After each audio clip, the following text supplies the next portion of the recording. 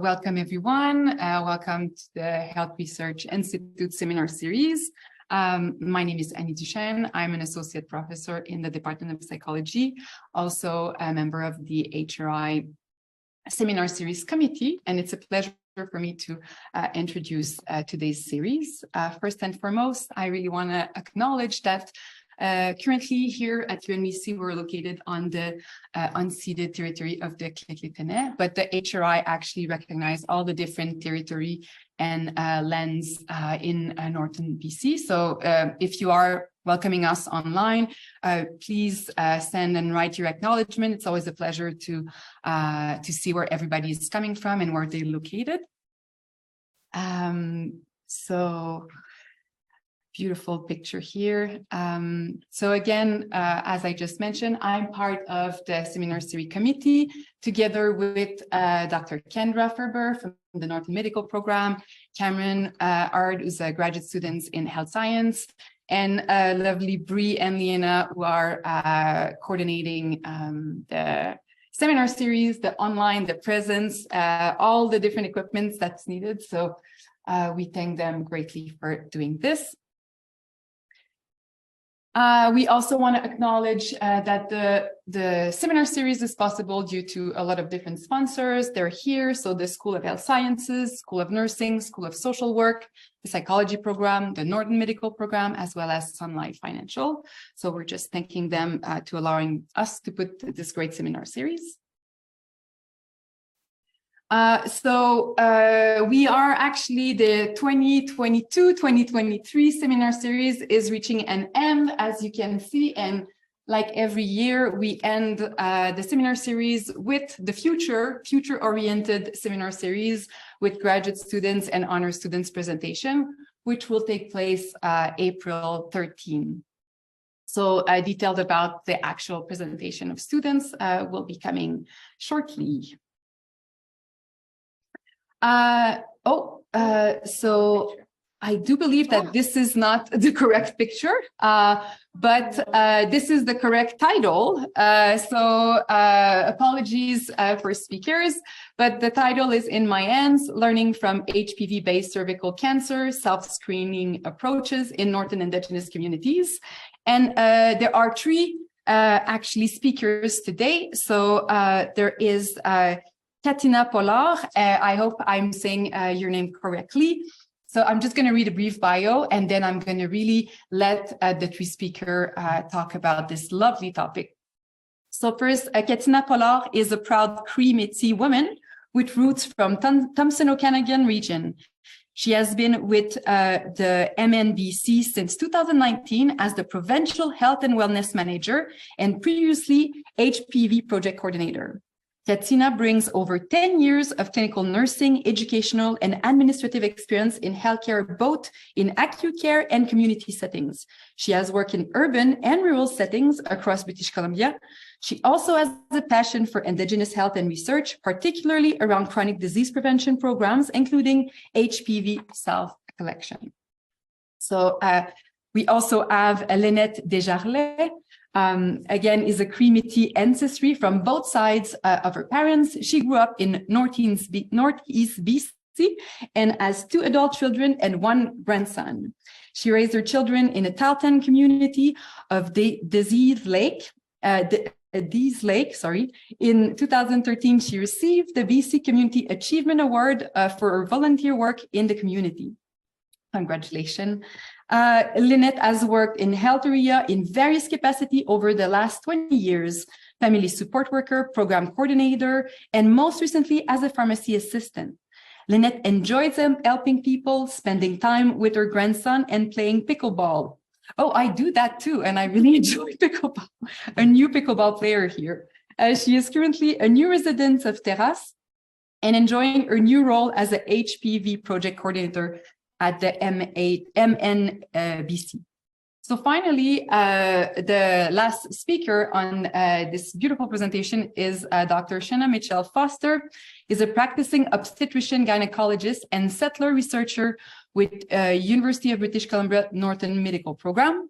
After medical school at the University of Calgary, she completed her specialty training in clinical investigator fellowship in Vancouver and at the University, Vancouver at the University of British Columbia, as well as a Master of Public Health at the Johns Hopkins Bloomberg School of Public Health.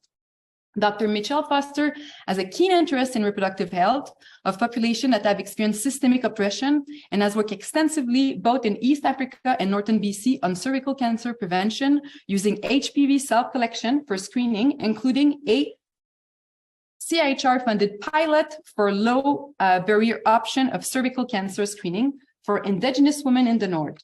Other areas of our current research include perinatal substance use in Northern BC, with a focus on Indigenous and underserved population in rural and remote geographies. In addition to Dr. Mitchell Foster academic work, she's also a colposcopy lead, my apology here, for the Northern Health as part of the provincial colposcopy program and collaborative medical lead Indigenous Health for Northern Health. She is a mom of 3, spectacularly healthy kids, and like to unicycle. And again, this is something I do not do, but I'm very impressed by and would like to learn more. So welcome you to all the speakers. And now we're going to actually let you share your site so that people online as well as in the room can see your beautiful presentation. Thank you. I'm just going to come stop share. I think this gentleman can help us. And then he's going to put their there.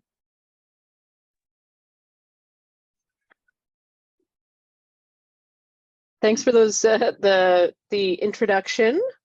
I think all of us, Katina and Lynette and I would all agree that we all sound fancier with a French accent, so we really appreciate that. I'm just going to share my screen here.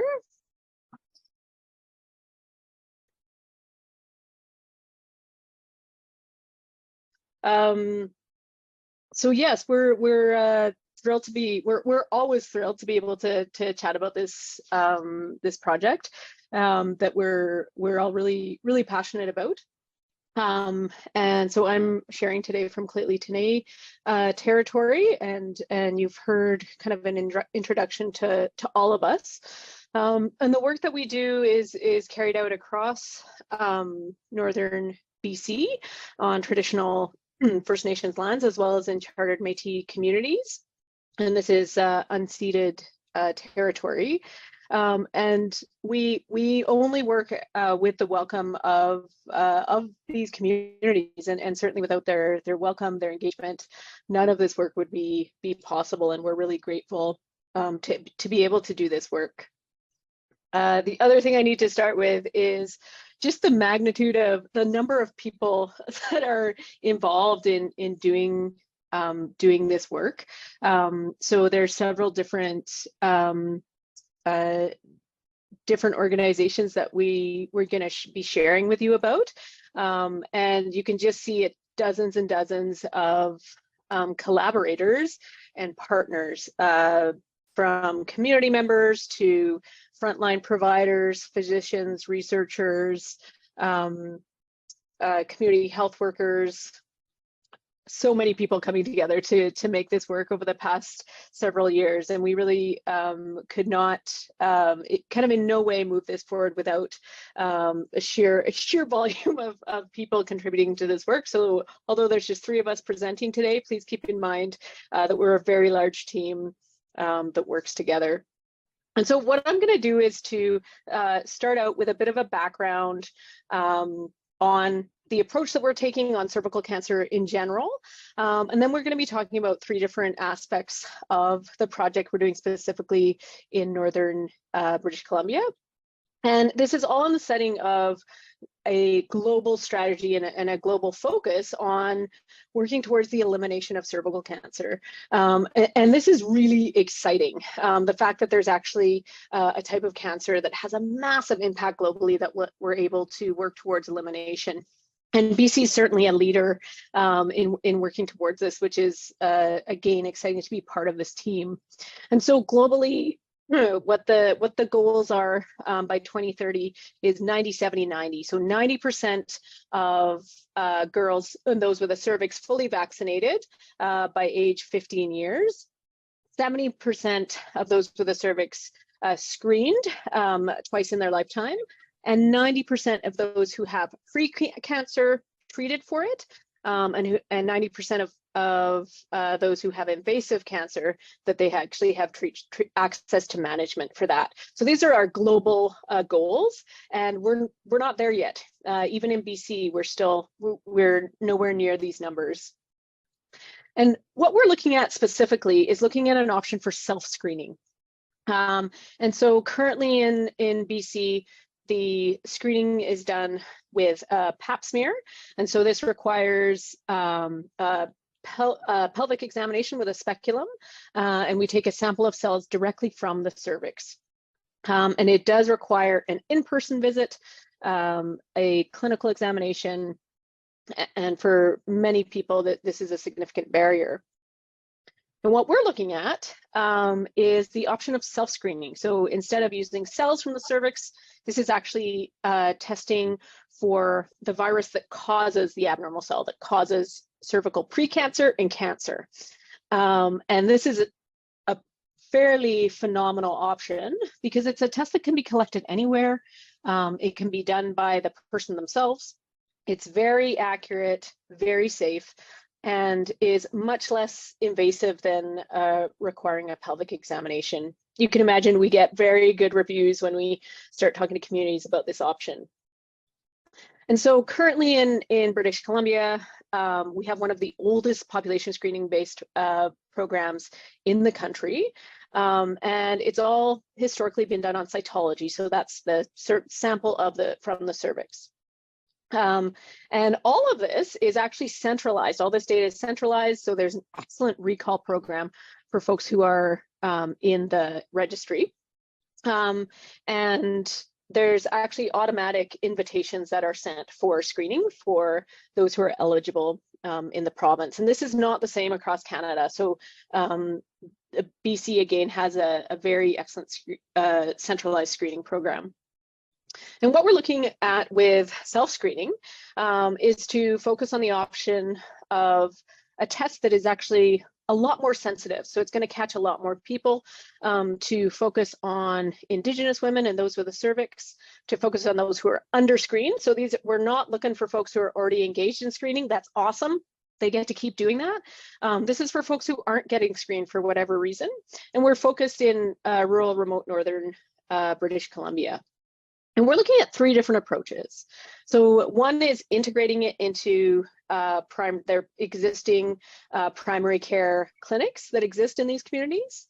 And that's with our Carrie-Sakani communities.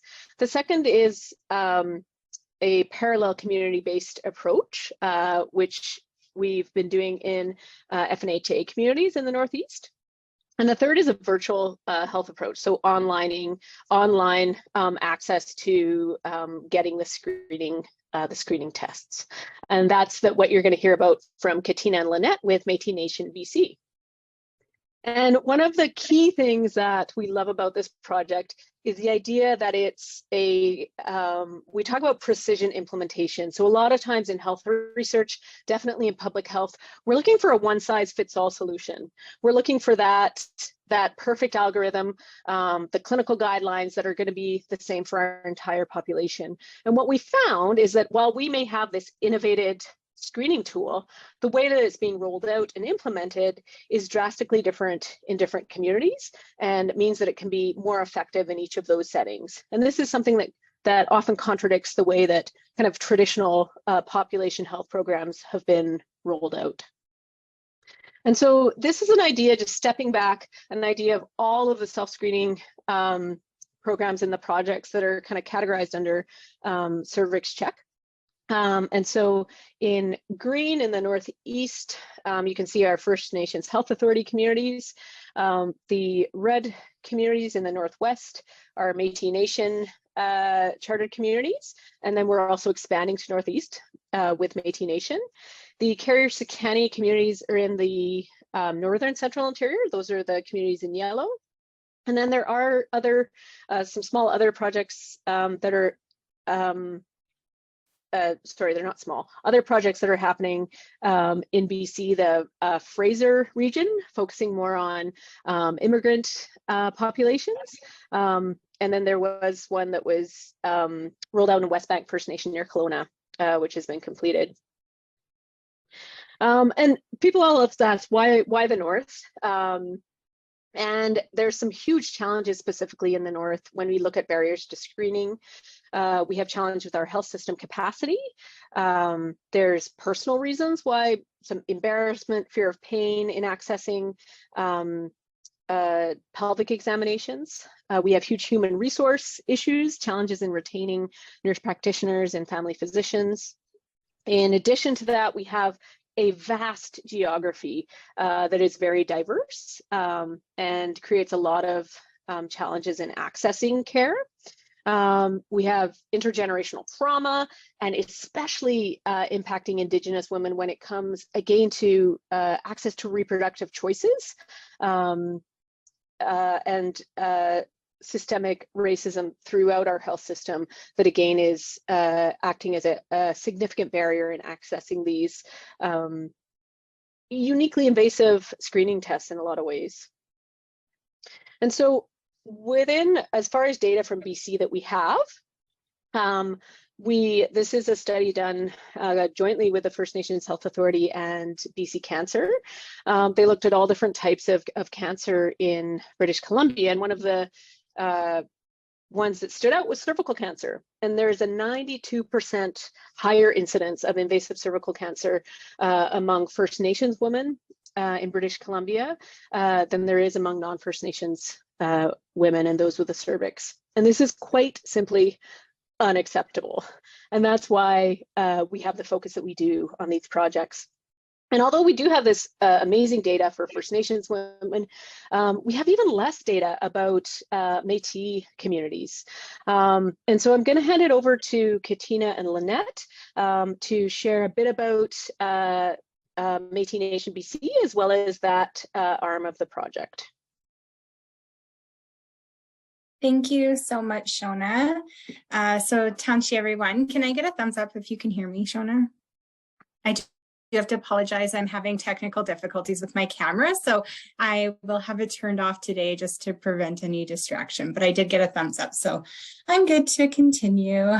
So Tanshe, everyone, Dishanika Shan Katina Pollard, Otatan Tumbler Ridge, Ni Papa Shanika Show Zackle, Ni Mama Shanika Show Brenda, Nia Kishti Tia Monali Machif Iwiyan. So hello, everyone. My name is Katina Pollard. I'm not on Clately Tene territory, so I want to gratefully acknowledge today that I'm calling in from my home office on the traditional territories of the Treaty 8 Nations, which include the Sakani, Slavey, Beaver, Daneza, Cree, and Soto Nations, which is also home to the Métis Community Society of Kelly Lake, colonially known as Tumbler Ridge. So just acknowledging that our project is currently underway among many of the traditional territories throughout the North and throughout the 11 Northern Métis chartered communities in Northern BC. And certainly without their welcome, this work would not be possible. So I know Sheona spoke to our entire team, but I did want to take another opportunity to thank our amazing partners, particularly our community leaders, so our presidents, vice presidents, board of directors, our community champions, so our women's reps, the youth and elders who all play a vital role in this important project, moving it forward. So before we jump into sharing about the project, we just wanted to take a moment to share some background on Métis people and the culture. So why we really like to share this is because even though Métis people are recognized as one of the distinct Aboriginal peoples of Canada, we know many folks are unaware of what it means to be Métis and are even unaware of who the Métis are. And I apologize, I did not put myself on Do Not Disturb. So Métis culture is rooted in intermarriages and social connections between European and First Nation people during the fur trade period.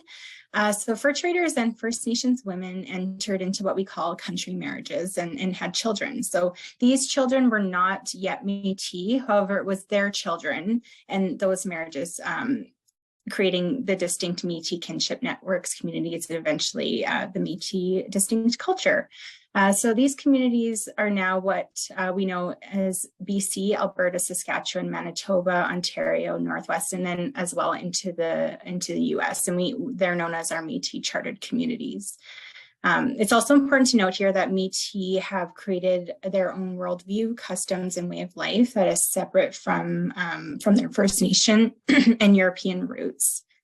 So I have included this as a resource in the back of our slides where you can learn more about the history of Métis people in BC, but it also includes our guiding principles as Métis people. So it does come from the Michif word Kawichi Haitoyak, which means we take care of each other. Why this is so important to us is because caring for our family and community is really an important value for Métis people. So we'll just stay on this slide for a moment. So this will just be really quick. Métis Nation represents 39 Métis chartered communities across the province, and specifically 11 chartered communities in the north. And these communities, all 39, are the voices for Métis people in BC.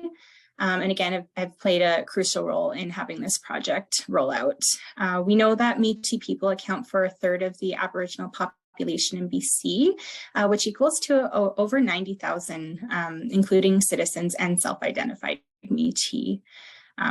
I also just wanted to circle back to Sheona's comments around current Métis data in BC and highlight the work being done within our Métis public health surveillance program. So this report is known as Tanchikia, was published in 2021 and is a result of research conducted through Métis Nation BC and the Office of the Provincial Health Officer. So although it doesn't, the report doesn't really go into detail on cancer data, it does demonstrate the resilience of Métis people who are overcoming chronic disease and how the health system can partner with Métis people to improve health outcomes for our future generations. I'll also note that within this report, a Canadian study published in 2009 identified that cancer was the leading cause of death among Métis females, sitting at 33% and 23% for males. So a very stark number. And we know there's obviously positive progress through our partnerships to address these health disparities. But just also ensuring Métis have their voice in decision making and driving our work within this project at all times. So I've also included this as a resource in the back of our slides, so you can learn more about Tanchikia. So if you can go to the next slide, please.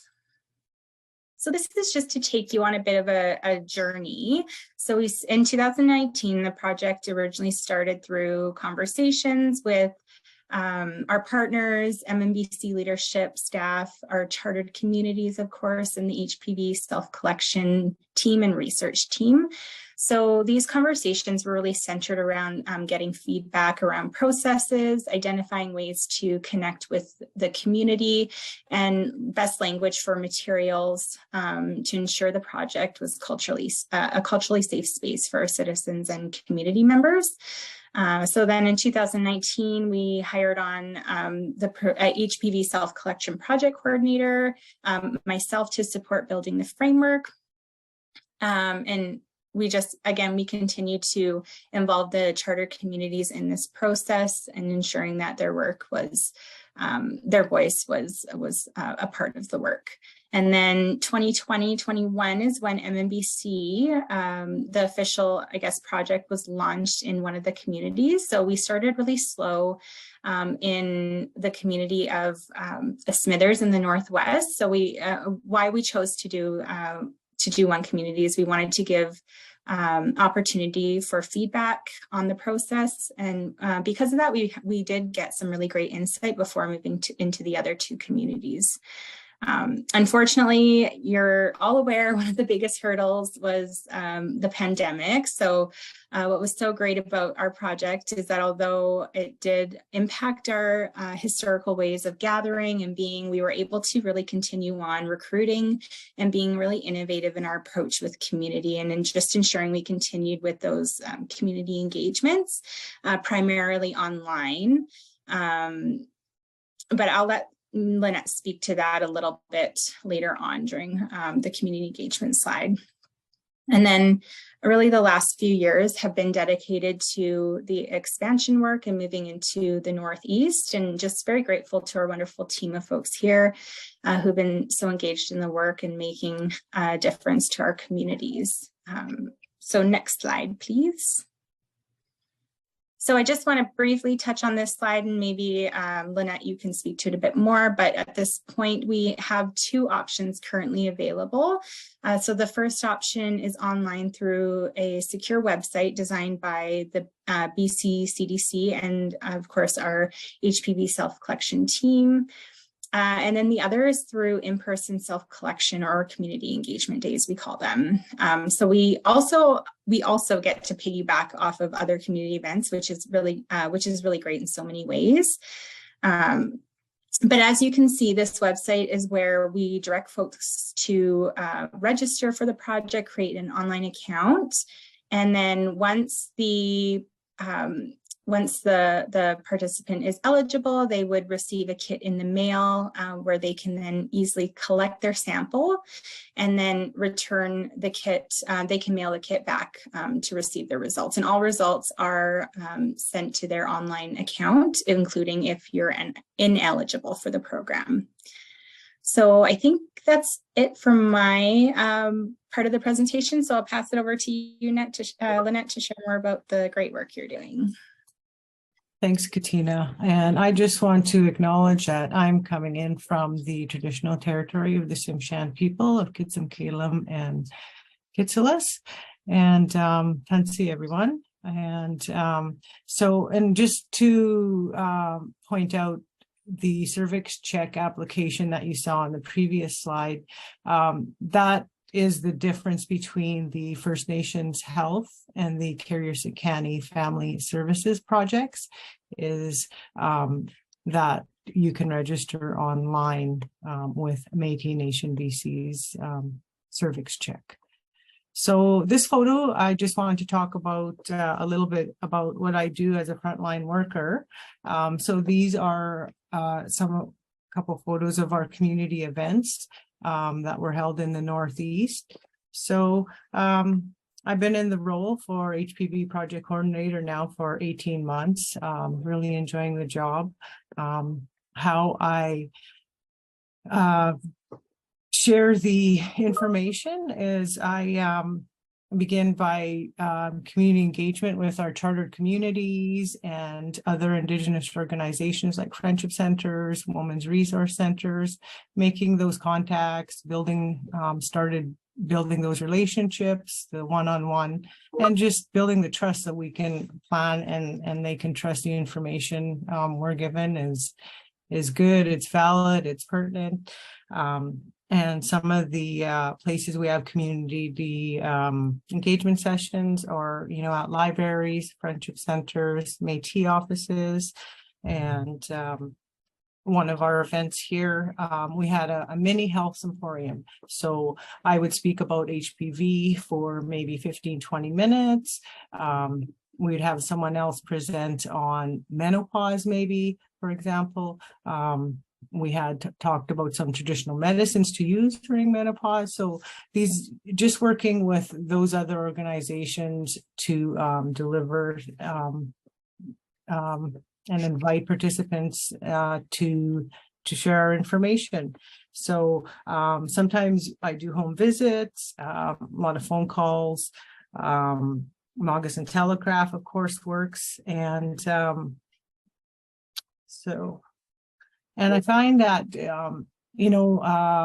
not having like kind of an informal approach has been working. When I'm talking with someone, sharing, just kind of gauging where they are, if I feel like I can share more information, if not. One of the things that's, just trying to normalize HPV, trying to make it so it's not an uncomfortable conversation. And I think sometimes when you're in one-on-one, it can be, and when you're in the group setting, it isn't, because not at all times, because some of the people, are kind of a little bit nervous here. Sorry. One more comfortable, if her aunt's there and she's listening to the information, well, it's not so bad, yes, HPV is an STI, but my job is I just try and normalize it as best I could, make people feel comfortable. I've had some great feedback. So, someone just saying, I like how you make it, it's comfortable. She said, I have HPV, and you just talked about it like it was normal. And that's what I hope to do. Some of the benefits that I've seen is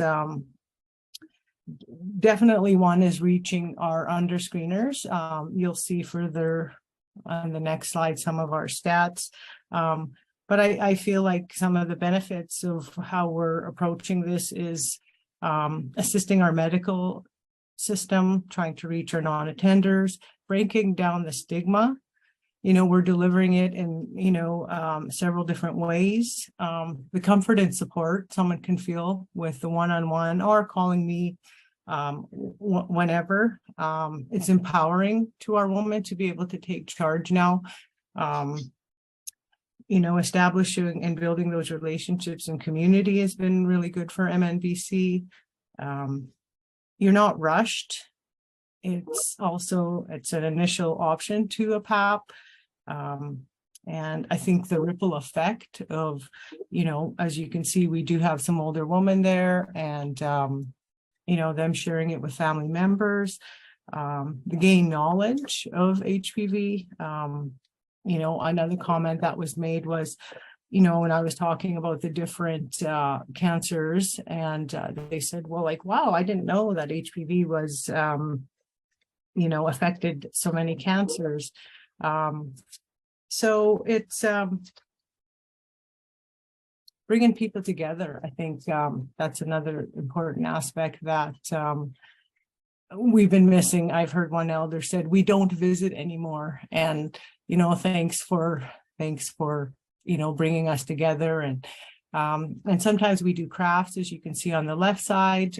We made a beautiful craft, and while they're crafting, I'll get up and do a couple minutes on the big screen and share some facts, and then go back to crafting. And so next slide. So here are some of the current numbers, and so as you can see, 19 out of 57 participants had not been screened in 5 years or more. 7 out of 57 had no screening history. So those are really important numbers. Even if we're catching one, I think it's well worth what we've. Katina, did you want to add anything to the results?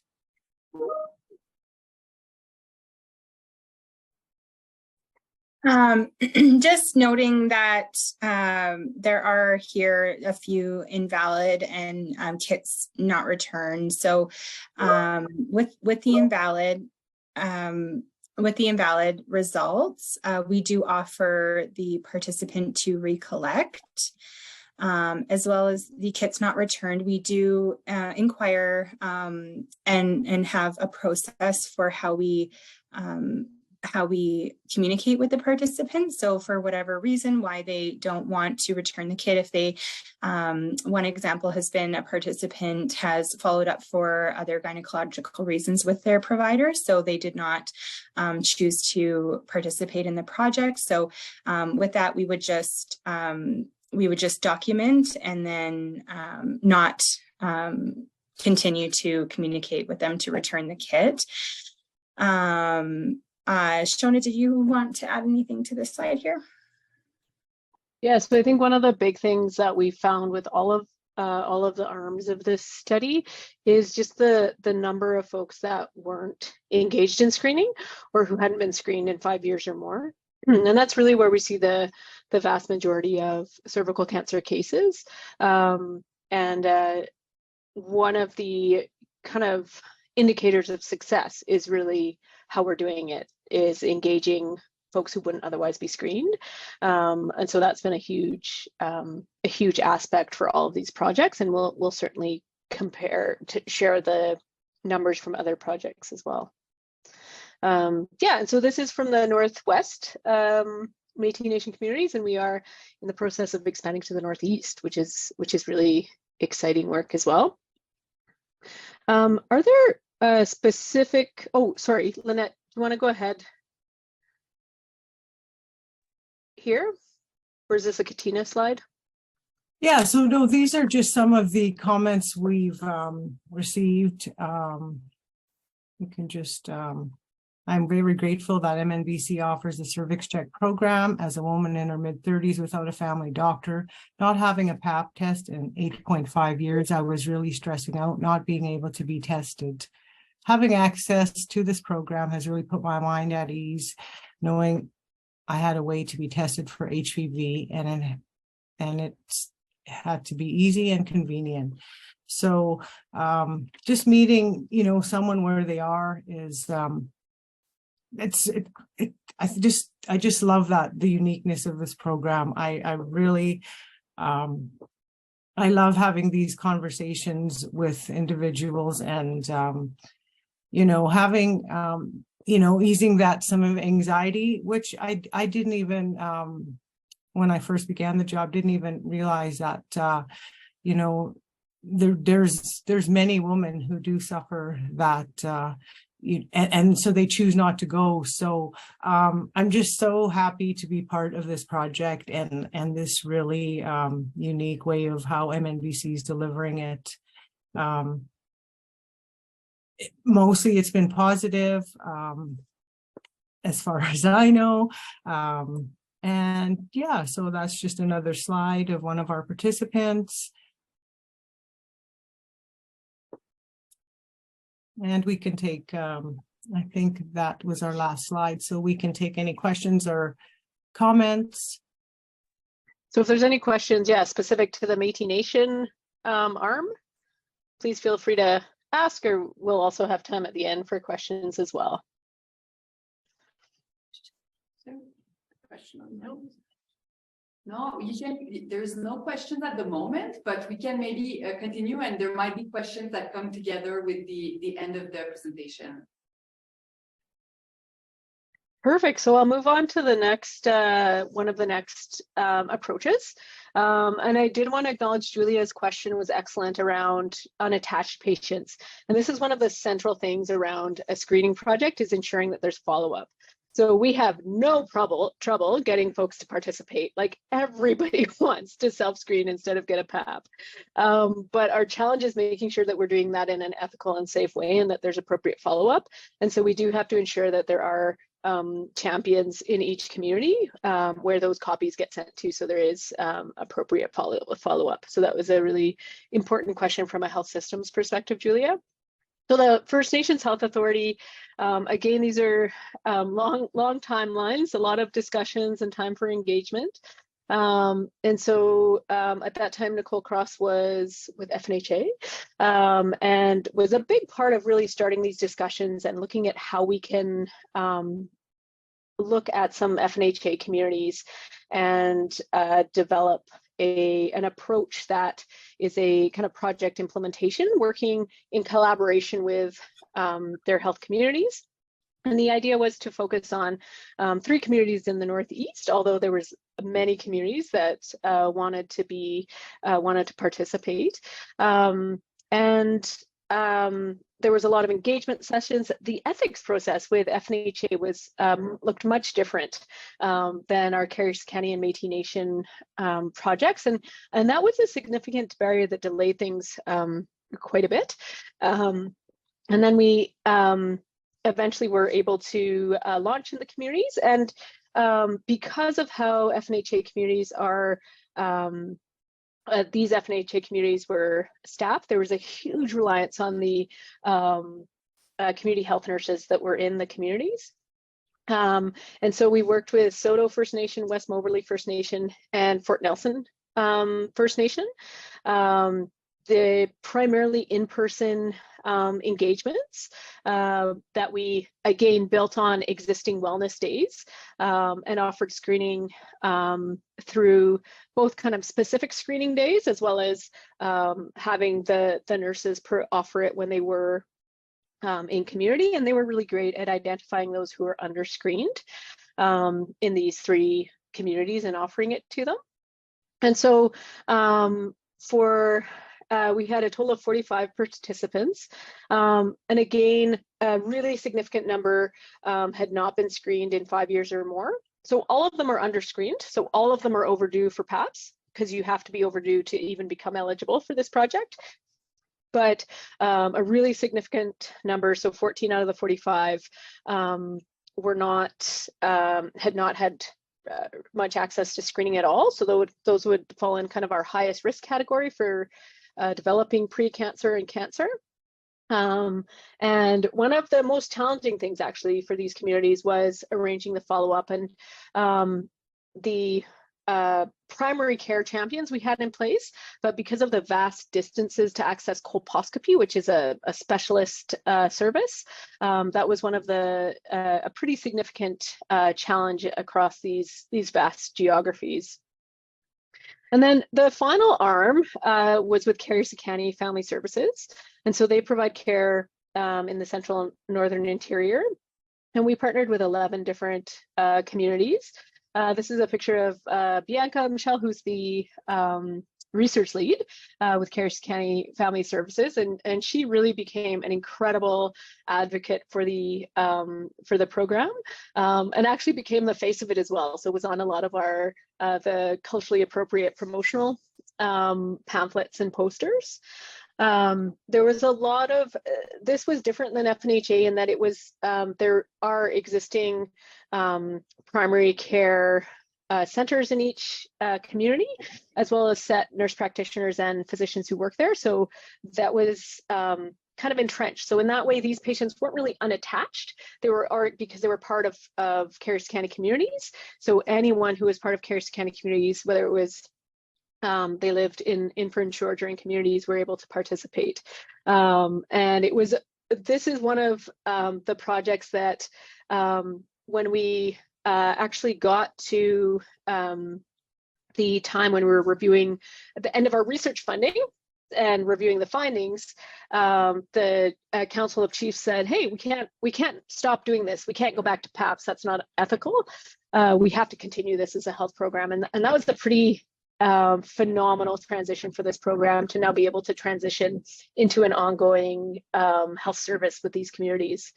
And again, we did a lot of in-person engagement in communities, ensuring that it was as culturally safe as possible.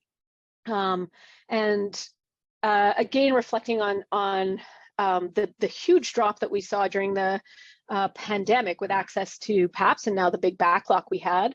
In many ways, this screening was pandemic proof, which was pretty unique. So the fact that you don't need that in-person interaction to be able to screen yourself had a key role in not only kind of having ongoing access to screening throughout the pandemic, which much of the rest of the BC did not have, but also that key thing that having it in their own hands. So they had control over it. They got to make these choices about their reproductive health themselves. And that's a really an ongoing and recurrent message that many participants have. So for Carrie-Sakani, we had a total of 126 participants before they transitioned to actually an ongoing program. And again, the numbers of folks that just weren't accessing PAPS beforehand, so 51 out of 126, and that was really the stat that the that the chiefs said, well, you can't, it's not ethical to go back to standard of care because standard of care is clearly not serving our women, and that was a pretty phenomenal discussion to have. And to be able to as a researcher, advocate for that transition to an ongoing health services that is now integrated into our provincial screening program. And that's pretty unique in the province. And that's research coming out of Northern Health, folks. That's the quality. You can tell we're all pretty excited about this project.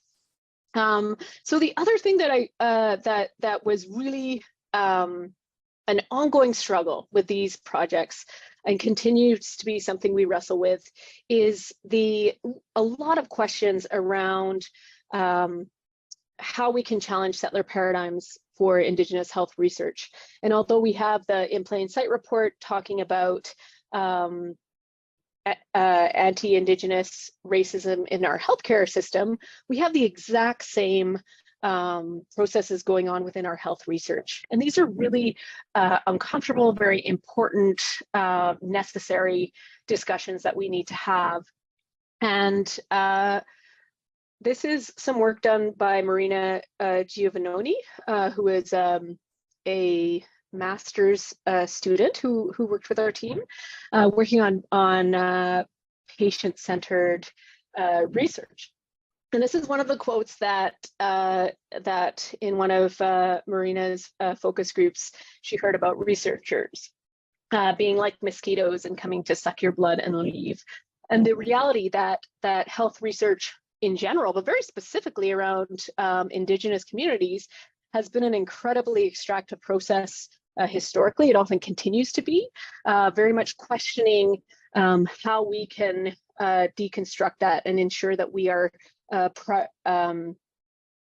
really centering Indigenous voices and focusing on not just the outcomes that I might consider useful as a settler researcher, like rates of HPV positivity, how many people have actually completed the cascade of care, but perhaps completely other outcomes that are more important to the community around autonomy, independence, and really having more control over options for screening.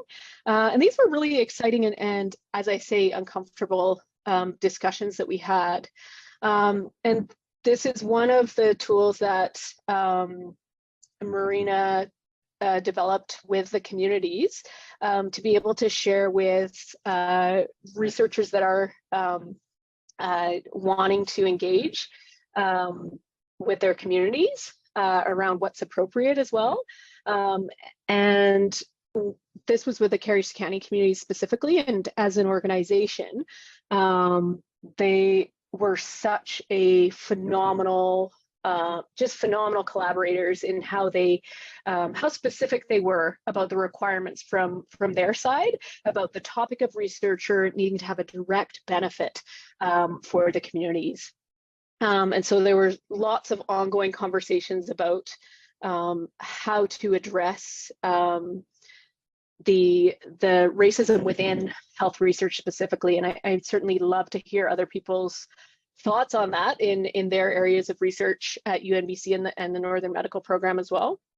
And I think it always goes back for me as a clinician, as a health researcher, and absolutely as a settler, when we kind of look back at the Truth and Reconciliation report and what the specific calls to action are, there's some that really translate very specifically to health research and how we can do that in a good way.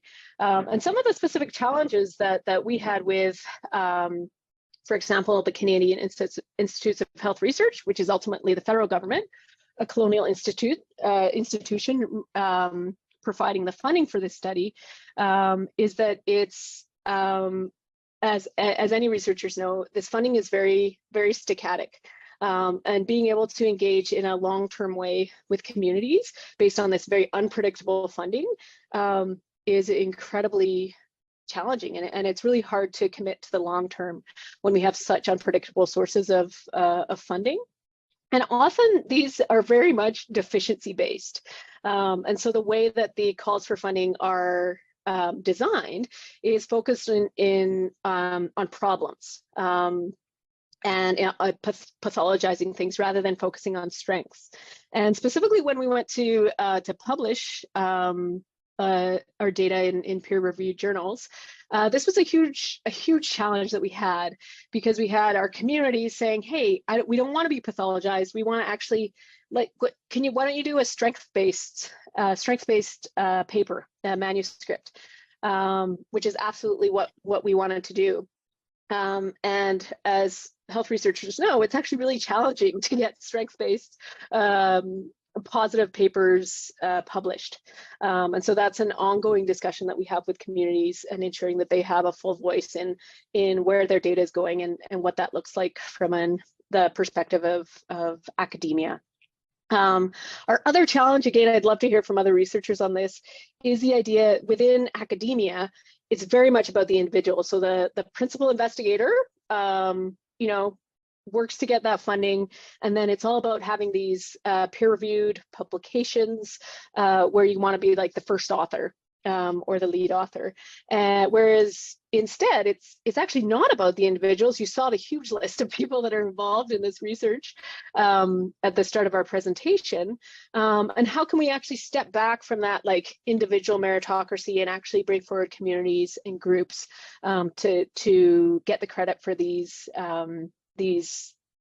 work that's going on, which is phenomenal work, but still have that result in kind of ongoing funds and research. So these are big questions, not that there's any easy answers to them, but I think important discussions that need to be, that we need to continue to have. And so the other call to actions around closing the gap in health outcomes, again, with our issues around reproductive health, specifically cervical cancer. These projects are very specifically geared at those, but we have, as much as possible, tried not to silo this and ensure that the infrastructure that was developed for this program is something that can be built on for other screening tools and other kind of primary care needs for communities. And I think I always like to close with the importance of using our voices to actually affect change. And I think as myself as a settler researcher, having the platform that we do, it's so critical to be able to center Indigenous voices in that work that we're doing, and ensure that there are more diverse options for health research to be much more inclusive and much more strengths-based as well, rather than deficiency-based. And so we do have time for some questions. I want to share these different resources with you. Obviously, our Cervix Check website, lots of information about screening programs and the partners that we've been part of. One of our patient partners, Marian Erickson, there's a video that FNHA and BC Cancer made about screening that's very powerful as well as some additional resources specific to Métis Nation as well, that will hopefully kind of just maybe flesh out a bit some of the discussion that we've had here. And I'll pause here just to check in with Lynette and Katina to see if there's anything specific that you'd like to add before we go to the questions.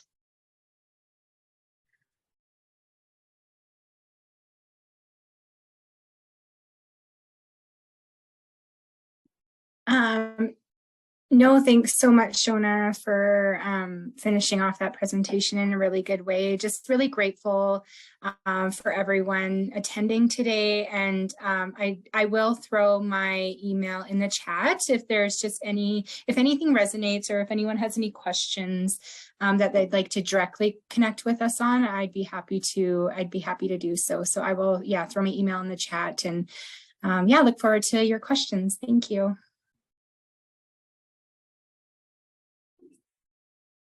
I just wanted to also acknowledge we do have a couple of our Cervix Check team members online as well. Amy Booth and Finesse Mwaki Simba are logging in as well. So they're based in the Lower Mainland, but are a critical you can imagine there's a lot of specimen tracking and logs and audits and all of that that goes in. There's a lot of nitty gritty that is not described in the slides. And so thank you, Amy and Phi, for all your work with the project as well. So there's a question from Melissa. I'm curious about the difference in the ethics processes between FNHA and Cares County. If you feel comfortable, could you speak to that process? Absolutely. So one of so with the Cares County process, do we have anyone from Cares County online? I don't think we do. It's really fascinating. So I think Cares County has a very a fairly well developed kind of process for engaging with health researchers, and it's been something that Dr. Travis Hollick has really kind of built up infrastructure and a whole team around, which has been pretty phenomenal. And so in that way, they were. So we went through kind of joint ethics with UBC, UNBC, Northern Health, and Cares County. They're kind of their research process that's within their organization. And I think because they're talking about these 11 communities and they were fully on board and excited about engaging with the process, it was a very straightforward process. So this was a specific health need that was identified in communities, and this was a process to actually address some of these challenges. And so in that way, it was so easy. We knew exactly, we worked on it together, and the teams were really linked in a very different way. With FNHA, the process of who you identify, like who you connect with at the community level, was so different. So on the ethics application, it's all about who your, very granular connections at the community level. But the process that you actually have to go through involves a lot of bureaucracy and a lot of different layers of that. And if we had not had Cross as a really strong advocate in that process, I'm not convinced we would have actually been able to get it off the ground. And I think partly it's because the process is not specific to communities, it's developed for the entire province. And also it is an ongoing process that they're actually working on developing. And so in that way, there was a lot of kind of changes along the way as well. But certainly I'd be happy to chat more offline about the details of that process too. We're certainly incredibly grateful for all the support and being able to kind of move through all of those ethics processes in parallel, but it did take a huge amount of work.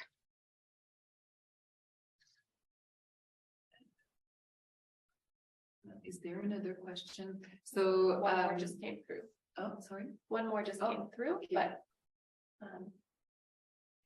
so Sean, I just want to before we move to the official question, I just really want to just thank you, an official thank you, and really for a beautiful and really far-reaching talk. And I think that one thing that is very powerful with these talks is like really from the idea how you get everybody involved, but also the results that you get and how you empower everybody as you're doing this process. So I just want to commend everybody for this really beautiful talk and the result that actually you were able to lead from those projects on the actual the results for women's health, but also the results for like health researcher more broadly. So I just want to really thank you.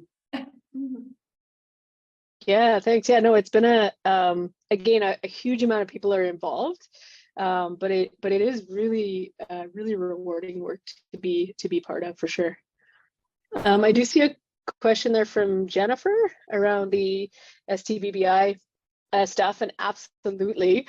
So a lot of the discussions about this, both with Cares County and FNHA. So we had kind of some parallel projects that the focus for the presentation today was on HPV, but definitely. So with the FNHA projects, the infrastructure that we built for the HPV testing and the cervical cancer self-screening really translated. There's a lot of overlaps as far as the self-screening that's available for a whole variety of different STIs, including HIV as well in these communities. And so we've really tried to ensure that the infrastructure that's been put in place overlaps with that. And there is ongoing research in that area around STBBI work with FNHA and also with Dr. Mark Gilbert, who's a researcher at the UBC School of Population Public Health, who's doing a lot of work in that area as well. And so we certainly, you know, I'd love to continue supporting that work. One of the specific things about cervical cancer screening is that screening too often actually causes harm. And screening too often for chlamydia does not cause harm. And so that's a big thing that we really had to struggle with around access. And so that's one of the things you noticed that Lynette mentioned as well about eligibility. And so we actually we don't want to just offer it to everyone, because if we overscreen people, it does cause harm. And we have to be very aware of that. Whereas for other STIs and bloodborne illnesses, there's a very different kind of the frequency of testing can be very different. And so that's one of the ongoing realities that we certainly are very aware of. But I think it has a huge, like, for when we look at like vast geographies and access to screening for STIs, as well as the options of like being able to control that, like just choosing communities, choosing how they roll that out, how they access it. I think it's incredibly powerful work that really needs to continue and has a lot of potential. Does that answer your question, Jennifer? I also just wanted to jump in and just mention that sexual and reproductive health is certainly priority for Métis Nation, just realizing there is a gap in that service. So I know that there's work being done at Métis Nation BC to really to increase access to our communities related to STBBI testing, as well as, of course, HPV testing.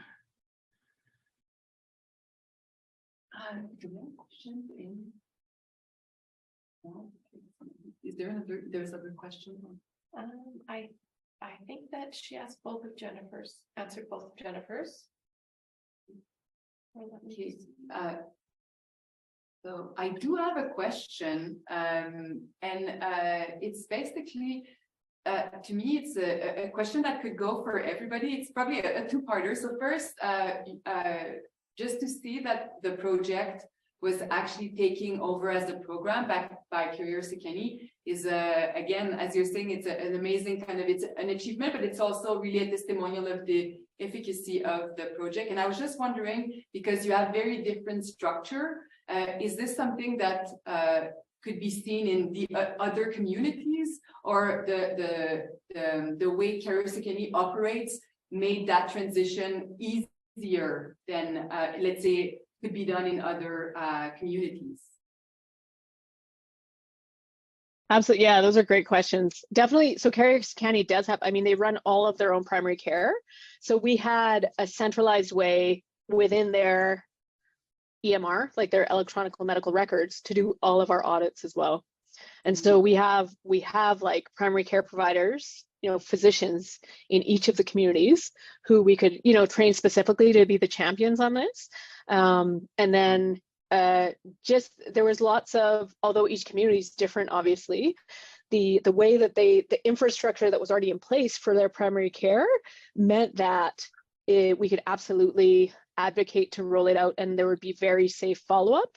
Whereas for our FNHA communities, they have a they don't necessarily, only one of them has like a dedicated family physician who's actually part of their health center, Soto First Nation, who was an amazing advocate for the project. But the other communities really do they have to travel to nearby communities to actually access, you know, follow-up. And so there certainly it would be a much different process in rolling it out and ensuring that there's kind of safe follow-up available in those communities. So Carrick County was absolutely unique, and it's really something that there's a lot of pride in from the communities as well, that they've been able to be, you know, the first community in BC to be able to kind of, that has transitioned from research to actually saying like, no, it's unacceptable. Like, we are not going to accept standard of care for our women. We need like, we actually have to do this for the health of our communities. And so it was a really inspirational process to go through. Again, it wasn't easy or straightforward. It took a lot of advocacy and a lot of people involved in doing that. But provincially, there is a shift plan towards primary screening with HPV instead of Pap screening, and that's going to open up an incredible amount of options for our provincial screening program as well. So I'm really optimistic that we're moving closer and closer to elimination of cervical cancer in BC. I did see that Jennifer, I think, had another question about the harms. And so the self-screening is just like a vaginal swab, cervical vaginal swab. So remember, it's testing for a virus. So I mean, I want to say it's similar to doing your COVID swab up your nose, but your nose and your vagina are slightly different. It doesn't make you sneeze, though. That's the benefit. But yeah, so it can be just self-screened. It doesn't have to specifically touch the cervix because we're looking just for the DNA of the virus. The harms that it causes is that if you have a positive screen, that often will lead to something called colposcopy, which requires like biopsies and can require procedures that remove parts of the cervix. And not only is it invasive, but it can cause implications for future reproduction as well. And so we want to ensure that we're not, doing procedures that can cause potential harm unless we actually have a really good reason to.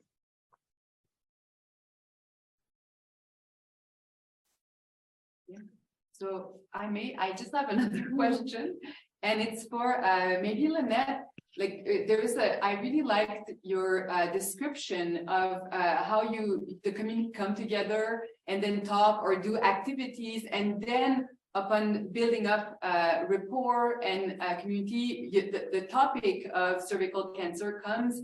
And I was just wondering if you observe, like, again, like the empowerment, but also the desire for self-determination about their health related to cervical cancer. But if you saw that actually this empowerment kind of expanded onto taking more like a self-determination approach to their health in general, like if actually there's a kind of a snowball effect, a good snowball effect, I would say.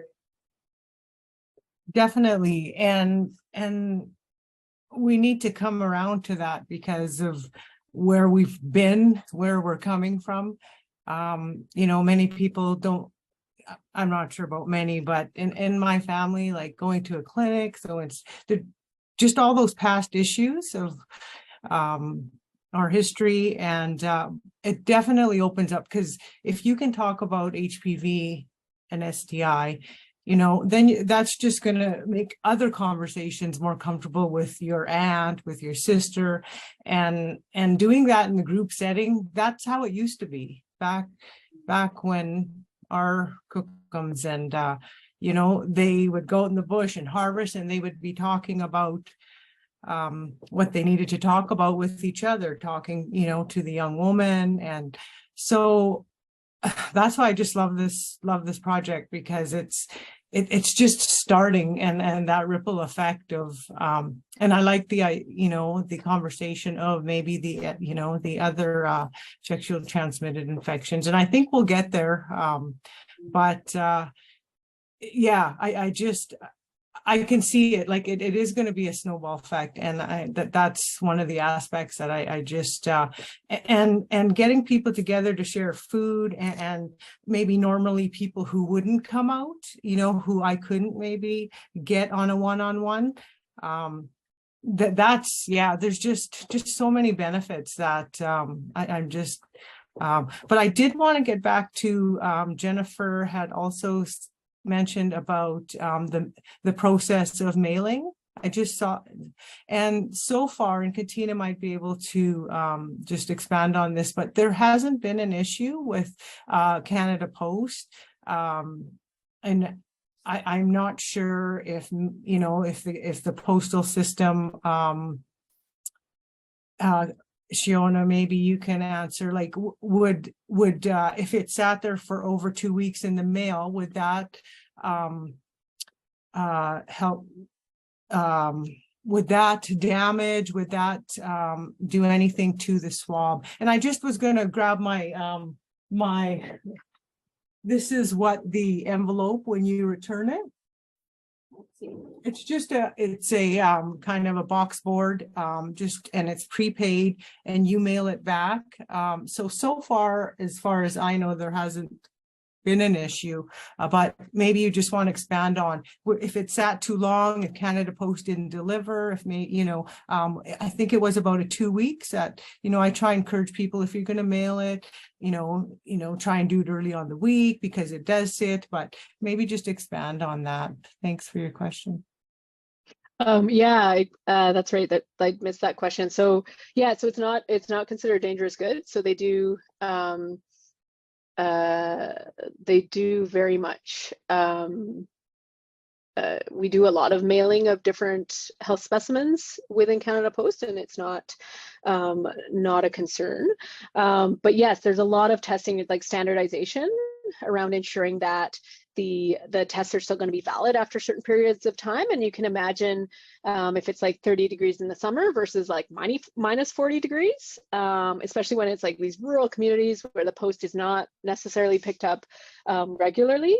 That's absolutely something that we tracked. And so that was one of the Amy Booth, who's online, and others have had the joy of tracking these specimens across the province and figuring out if they're in someone's trunk or if they're in a mailbox at the post office.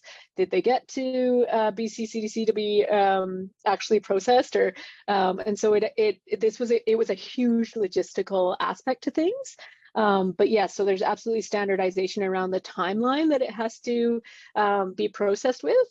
So with some communities, so for example, with the Caris County communities, they decided to do all of their centralized. So people would like come into the clinic and do the self-collection, and then the MOAs would pop those swabs in the mail regularly. So again, each kind of the approach that each community took was a bit different, but there's absolutely standardization around that. And I just wanted to touch on the question around, I guess, community engagement, and if it affects like other conversations around folks' health. And these conversations have actually come up quite frequently in our events and engagements. And because of these exact conversations and feedback, we actually have an upcoming, I'll call it a road show, but so Lynette is actually joining up with our regional health coordinator and regional mental health navigator with Métis Nation to do some intake sessions. So folks from the community can participate. We're going to be having a gathering of some sorts, and we'll, have food. We're going to do a cultural activity. So I believe that they're going to be doing a ribbon skirt making workshop, as well as some beading, and then making a medicine bag. So just we're always engaging with community and wanting feedback from them on how we can, do better within this project, and really have it community driven is the end goal, and obviously to be able to screen as many folks as possible. So yeah, and just, the stories we hear of being in person are so impactful. I go back to our event in Chetwynd, and one of the ladies there had actually been diagnosed with cervical cancer, and I could just at the end of her sharing, there were tears in people's eyes, and just the impact it had. And I remember another lady coming up to me, and she said, "Thank you for that presentation. I'm going to make sure that my children and grandchildren know what HPV is." So yeah, just making, spreading the word, the awareness, breaking down the stigma around HPV is so important.